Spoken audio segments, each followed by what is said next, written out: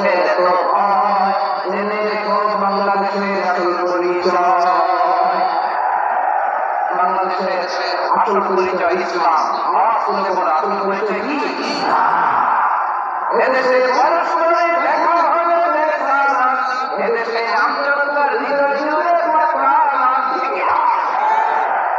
এদেশে বিপদ এলে সর্বজনে সর্বক্ষণে দোয়া পড়ে ইন্না লিল্লাহ সুবহানাল্লাহ সুবহানাল্লাহ সুবহানাল্লাহ সুবহানাল্লাহ।